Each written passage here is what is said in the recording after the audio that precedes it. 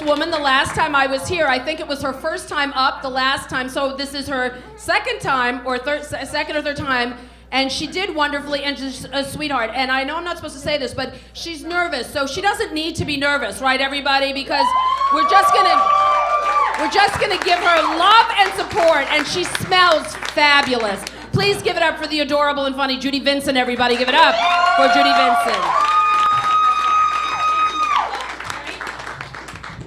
Oh, Marion Groden, give it up for her. Marion Groden. Thank you. Well, even though you have a sloppy vagina, I really love the fact that you recognize my scent. Happy New Year, everyone. Thank you for coming out. I am so excited to see so many faces here, braving the elements, braving the snow. Tonight was probably the only night that I wished that I was getting 3 inches and not 6.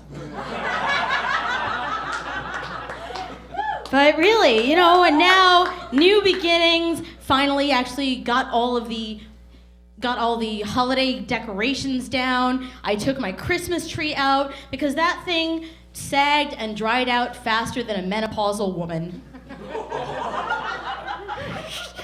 Crazy. But New York, and then I was finally organizing my pictures. Like holiday times, you probably take a lot of photos where you're out with your friends, you're having a few drinks, and you're like, yeah, make this face. Or this.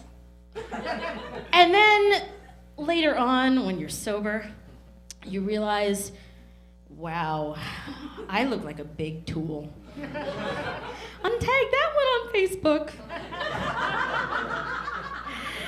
Oh, but new year, it's a chance to hit the reset button, and your account in the Karma Bank is full. Because I don't know about you guys, but I like to think of Karma as a bank where you make withdrawals and deposits. So deposits can be considered being kind to animals, or giving up your seat for an old lady on the bus. But I realized I've made some withdrawals. I got into a huge fight with my legally blind roommate the other day. And when she was gone from the apartment, I rearranged her furniture. Withdrawal. And anyone is susceptible to this. A friend of mine told me the other day that he was crowded into a really crowded subway car, and he saw a large man in the disabled people's seats taking up 2 spots. And he thought to himself, boy had better had his MetroCard swiped twice. Thought withdrawal. Or another friend of mine who, when he was in the airport and he saw some guy coming towards him, thought he was weird, so he pretended to be deaf and fake signed just so the guy stopped talking to him and walked away. True story. Without remorse, he told me this. Clear withdrawal. But then you have those accidental ones, or the unintentional ones, where we were walking in Chelsea one day, and we see a guy running down the street like this. Okay, so it's Chelsea. We're thinking, he is fabulous. And so my girlfriend starts running after him the same way. But as he comes closer, I see the drool coming down his chin, and I realize he's special. But it was too late. Here I am laughing my ass off, and I'm like, we're going to hell. We're going to hell. I think I was overdrawn on that one. But I can think of actually one deposit I made. The angry white homeless man in my neighborhood.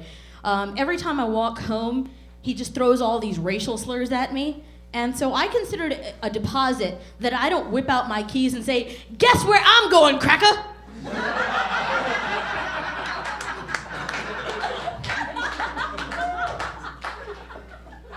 Questionable.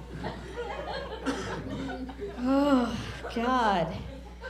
But I'm excited for 2009. Who's excited? You guys are psyched? New year? Because in 2008, I got some devastating medical news that really bummed me out. I found out I'm short. I know, I didn't believe it myself.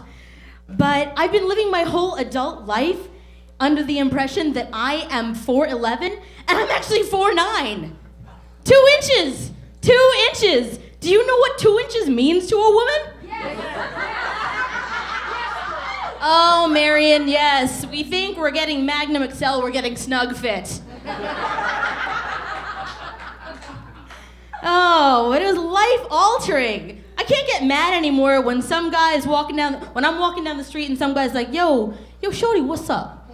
He's just stating the obvious.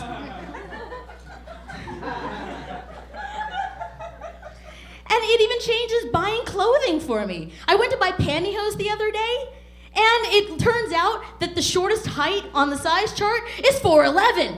I am off the grid now. I've been marginalized by Hanes her way. It's suddenly, Dwayne Reed has turned into Six Flags. Foghorn Leghorn is standing there in front of me saying, I say, you must be this tall to buy our pantyhose. Bastards. But it liberates me because I'm freed from some of these situations that tall people get into. Like if you ever meet a really tall guy and you're like, wow, you're tall, you must be great in basketball. And if he says no, you're like, oh. But in the back of your mind, you're thinking, what a waste. No one's ever gonna say to me, wow, you're short. You must go really far in midget tossing. No? What a waste. Oh, it makes it even tougher that I date really tall guys. My ex was 6'3", blonde-haired and blue eyes. And I know that when we were walking down the street, people looked at us the same way you'd look at a Great Dane humping a Chihuahua. Damn, that's gotta hurt, and what will those puppies look like? Oh, it's tough, ladies. It's tough finding a man. I think that finding a man is like finding a good pair of jeans. You know, one size does not fit all. They're either huggy or skinny or wide-legged. They have to be thoroughly washed before they let them near you. Or for the really expensive and fancy ones, you have to have the right body or they look better on your friends. With repeated use, they get weak in the crotch. But at the end of the day, all we're looking for is someone a pair that's gonna make us look good on our fat days and compliment our ass. That's right. Right, ladies? Yes. My problem is, and probably the reason I'm still single, is that most of the time, they're either too long for me or I'm too short for them. All right, you guys have been great. Thank you so much.